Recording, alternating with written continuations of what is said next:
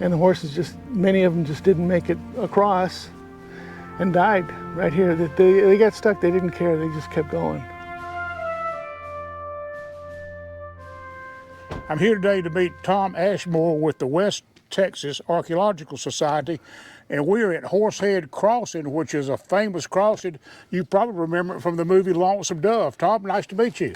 Nice to meet you. Thanks for coming. This is a historical monument? Yes, it is. It is. This is where it's got all the information about everybody who had to cross this river here. It was one of the only crossings in the whole area, 40 miles south and about 50 miles up north. So everybody had to come through here. Okay, tell us a little bit about it. All right, so as you can see, the crossing was first documented by John Russell Bartlett, who was came here to go to El Paso for the Border Commission. And they were reworking the border after the Mexican War and getting it straightened back out. So he decided he had to come up the upper road while the other part of his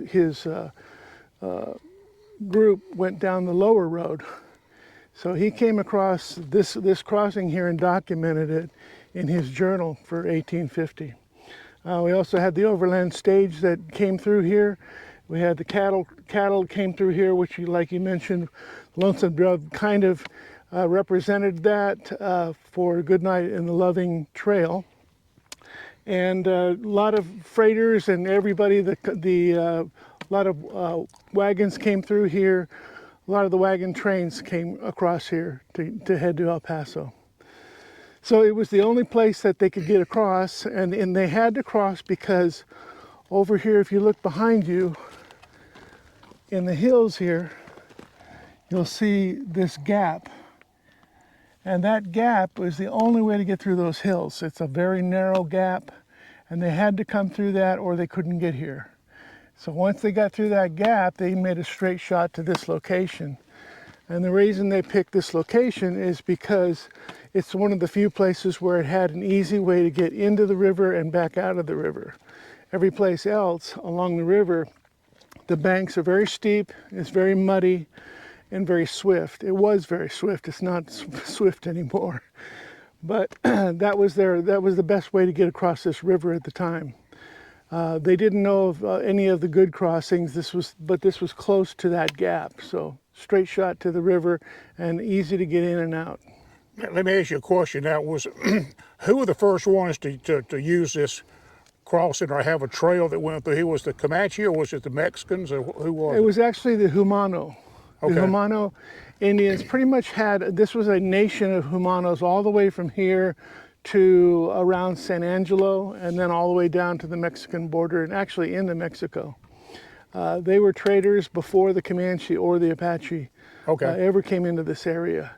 And they would trade coming up from the Concho River and cross into New Mexico. They were traders.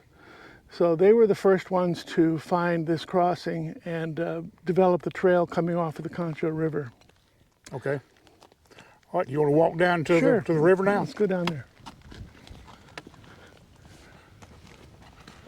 This is sure dry country, isn't it? It's very dry. Now, I understand in reading some of your documents that this river was much higher in flow and the height of the water level was much higher than it is today. Oh, it's practically gone today. I was just down there, and it's very, very just a trickle compared to what it used to be. The problem is that there are dams that are set up in New Mexico now. There's probably 6 of them, and New Mexico is keeping a lot of the water. There's been a fight between New Mexico and Texas for many, many years. It's already gone to the Supreme Court, but they still can't seem to resolve it. Okay, what's the significance of the little cover here? That I'm not exactly sure of. I like the roof. Does this meet code? They just put that up for the annual event that they have here. It looks code compliant to me. Yeah. Especially the way they got this bolted with wire. Oh me. Oh, it's fence. Hey, look here. It's fencing up out here like Oh, not yeah. chicken wire, but hog wire, and then they took some part of it. I like that. That's just unique. Okay, so where here did the cattle actually come across? I mean, I Well, see how the bank slopes more over here than it does down Right. down that way. Well, if you go back to looking at the gap, you can see the line that they came down. Okay. When Goodnight-Loving first came here, of course it was some of the first cattle drives, and when the cattle got through that gap, they've been going 3 days and nights without water, and they couldn't even stop them. It was going 24 hours a day, or they just lay down and die. So when they got through the gap, they could smell the water, and they broke into a stampede to come down Did here. And as they'd explained it, they just came running here, and they just tumbled right over these banks and into the water. And there were so many of them that the ones behind just kept pushing the cattle across, and they didn't even get to stop to drink because it was just such a wave of cattle. Finally, they got up into this area, and he turned them around and got them to drink. Later, they found a different crossing area to not impede on the wagon crossing area here. So if you look to the left here, the wagons would come down this, and that what looks like a gully there is actually the wagon trace that would come down. They would turn and come down and come across. So that was the wagon entrance to come across this area here.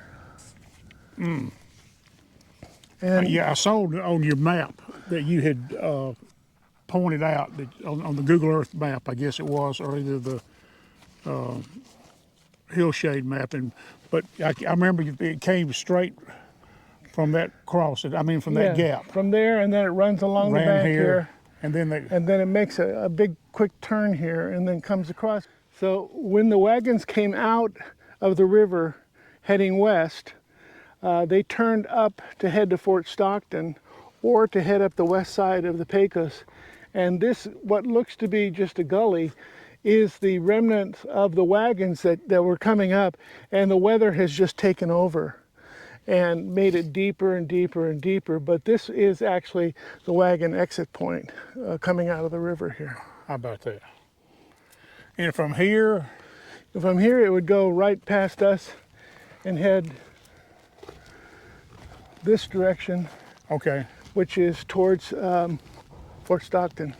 Now, along the way, can you still find any remnants of that road? Only from above. That's the work I've been doing. So I did a lot of intelligence work and worked with satellites, worked with drones in the military. And so I just kind of used that skill set and transferred it into archaeology, and was able to find the trail traces. And I followed it from Fort Chadbourne all the way to Fort Stockton over about a 17-year period, and then was able to go to different spots along and get access to the locations of the properties and verify the trail and verify the stations. We found 4 different stations on the Butterfield. That is great. Okay. On the other side of the river here, you can still see the circles from the wagon trains. And that's on the stuff that I gave you, that you can pin it into the video. But these circles are vegetation circles. And they would do it so many times, so many wagon trains, they'd use the same circle.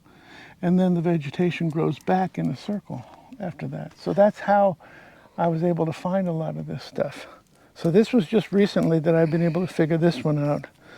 But the circles of the wagon trains is pretty. I don't know if anybody's ever seen that before. So you use both Google Earth and hillside shading? Right, hillside shading, drone work. Yeah. I have my own drone, and then work the drone work too. So all of these things put together along with the documentation, and then getting on the ground when we can to look for artifacts and stuff. Like if we have a place to look for, like one of the stagecoach stations. In this general area, it's been picked over so badly for 50 years that there's just nothing. We've been out here metal detecting many times, and there's just nothing left. Yeah, all gone. And plus, the river has flooded so badly. It's flooded about 8 times, and it's like a mile wide back in the day. So everything here just got wiped downriver. So there's just really nothing left. So really the vegetation analysis and that hooking it up with the documentation is the only thing that you can use to understand what was going on here. That's about the same thing that I got a drone too that I used, and we've found, I mean, so much, because, and you can't see it. You can't see it except from the air.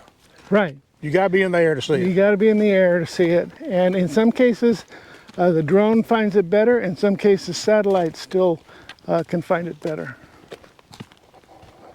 So now we'll head over to the cattle crossing, which is pretty far around this corner here. Well, you don't have to do this. Go ahead. So this is I told you, coming out of there. Yep. And then you could see, here's the road going this way and the road going that way. This is the road that went up the west side of the Pecos. This is the road that went to Fort Stockton. Okay. So that's an example of finding the roads in the vegetation. Well, this is what we just saw. Okay. Right, we were down here, walked up this way. Okay. Here's the cattle trail. You see that kind of windy? Yep. That's the cattle trail, and then they moved them to over here. Okay. So we're now at the cattle crossing area on the west side. And they had to deviate the cattle after they learned that so many cattle drives were coming across. They had to deviate them, number one, to get them to a location where they could rest them that would be separate from anybody crossing at the main wagon place, and also not to destroy the wagon crossing. So they picked this area right here, and you can see how it comes down pretty well into the water here, and then real easy coming back out of the water. And we're in the middle of a really tight bend. So once they got the cattle over here, they could rest them. And they wouldn't leave because they got the water here, of course.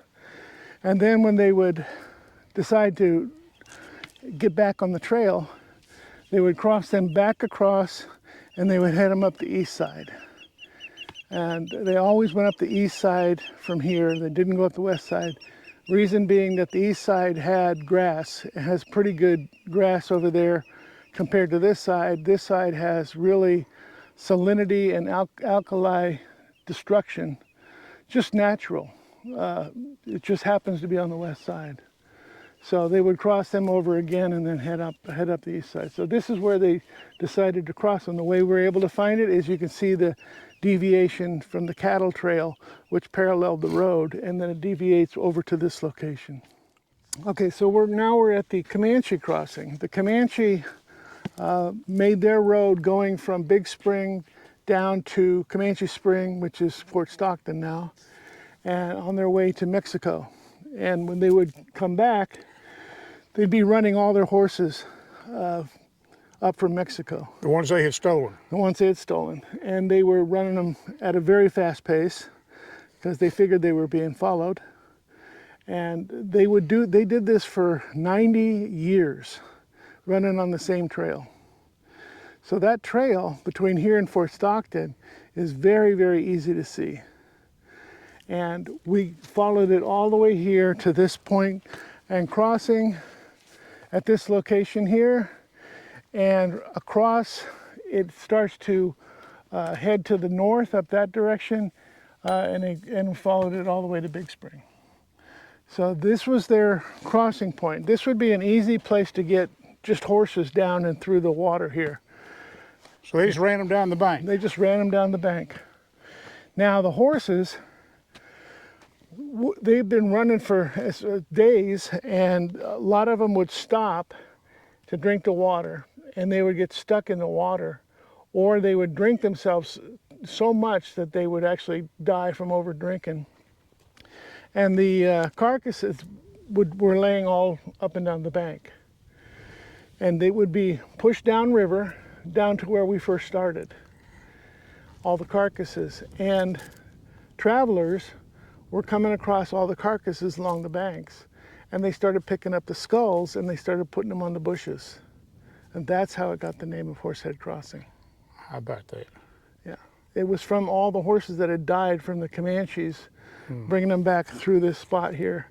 And the horses just, many of them just didn't make it across and died right here. They got stuck, they didn't care, they just kept going.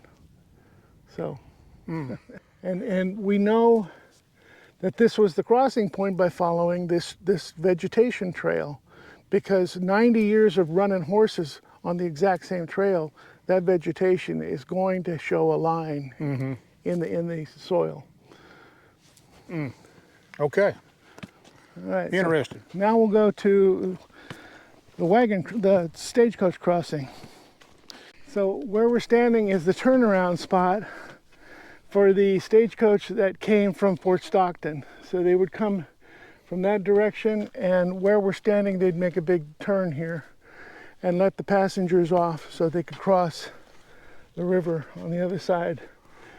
Again, the way that we know that is the vegetation change. There's a straight line coming off of the main road to this location. And this was also documented in the newspaper in 1858, I believe I have. And you can see from the newspaper it was a drawing, and it matches this spot perfectly.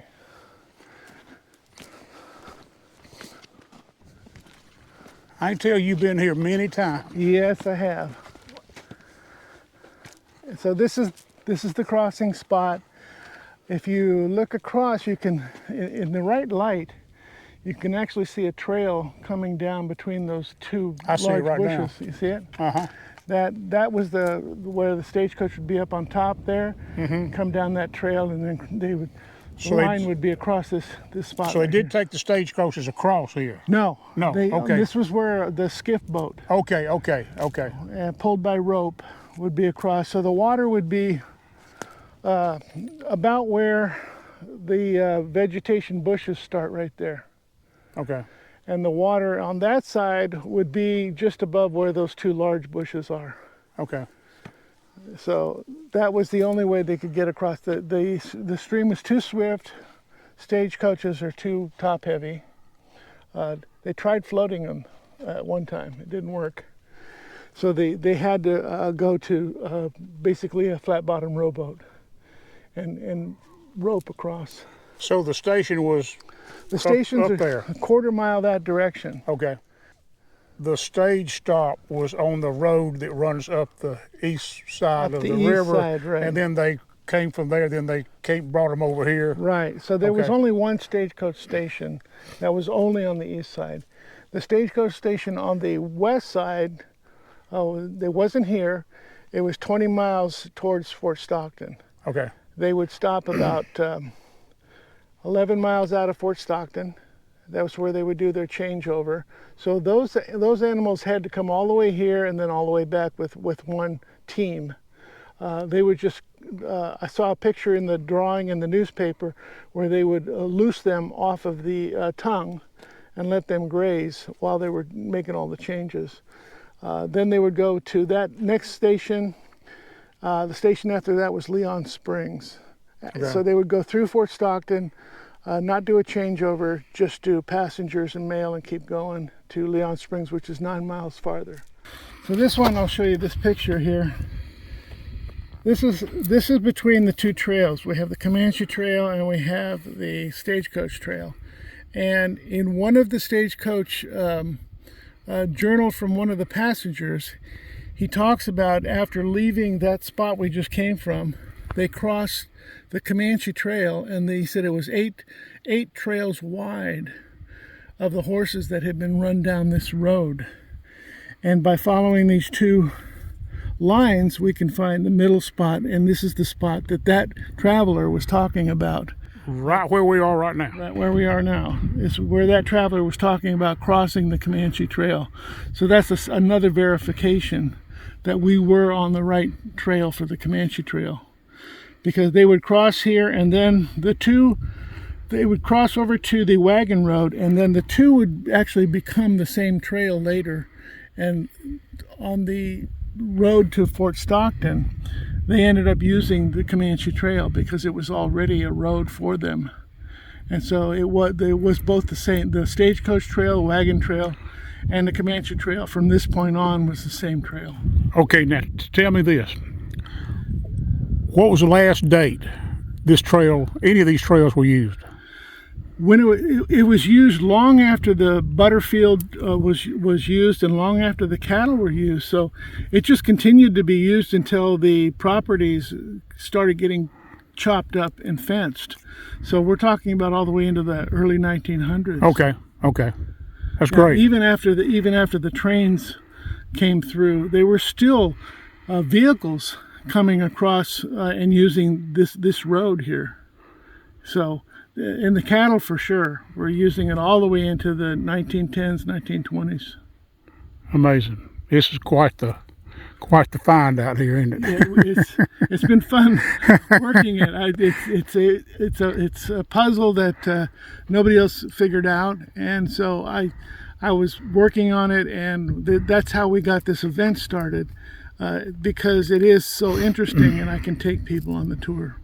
That's great. Now have you mapped these roads much farther, like to Big Spring and places like that? I followed it to Big Spring, and I followed the road going up the east side up to Pope's Crossing, but I haven't mapped by geo-coordinates on them. But I have followed them and found the other crossings going up river here. We've also done the going downriver. And there's another crossing downriver called Pontoon Crossing that we worked. So there's a whole nother report on that too. That one was used after the Civil War by the San Antonio to El Paso stage line that went through San Angelo. And Fort Lancaster. Okay. Right. Well, that one went through, no, I'm sorry. That one went from San Angelo across Pontoon Crossing, and then went straight over to Fort Stockton. Okay. The lower immigrant road is the one that went through Fort Lancaster. But didn't it cross there too? There was a crossing. Right, okay. Right. There was a lower Pecos crossing down there. Okay. Now tell me a little bit about. I keep hearing you refer to Big Spring. Now I guess that's the same Big Spring that's on I-20. That is. Well, west of Weatherford. And was that a large Comanche Nation? No, that was a meeting point. Okay. So the Comanche were their homeland was in the Panhandle into what is now the Oklahoma Territory, and every fall the bands would meet at Comanche Spring. Okay. And then they would meet up, and then they would head to Mexico for their raiding. So Comanche Spring was a very good spring. You can see it today near the golf course, but it was one of the bigger springs. Obviously, the name of it, and that was their meeting point. Okay. To go on their raids. Okay. Now you would think with raiding 90 years or so into Mexico, the Mexican army would be waiting for them every fall. The army had a real problem out here. They didn't understand the time that the Indians were going down there. They didn't understand the trail for a long time. And it was just a real problem for them to deal with the environment and understanding the Indian ways. It took them a long, long time to figure all that stuff out. Okay. So they finally learned, but it took them many, many years. Yeah, it's such a wide area down there that trying to, today they use drones, but back then they didn't have anything. One of the mistakes that they made is they thought that the Indians were going down in the springtime. Oh, okay. When the Indians were actually going down in the fall, and then coming back in the next fall or in the springtime coming up from Mexico. So they had a hard time understanding the movements of the Indians for a long time. And they would steal like 300 or 400 at a time or more? Yeah. Oh, yeah. Okay. They had, some of them were very, very large herds that they were bringing back up. That's great.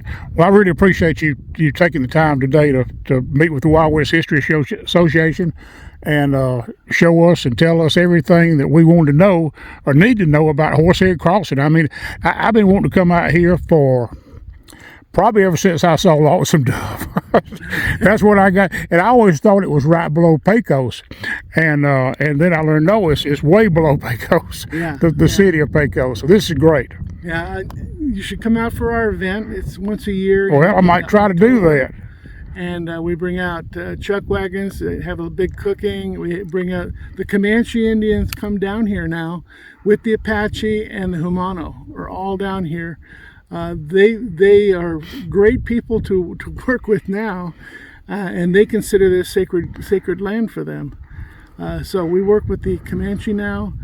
We have the cannons, and we bring in the reenactors, and we give presentations on all the history for everybody down here. That's great. I'm gonna try to make that because I know it'll be in your newsletter and have all the information. Anyway, it's a great newsletter too that you put out. I'd like to compliment you on that. Well, thank you so much. Thank you.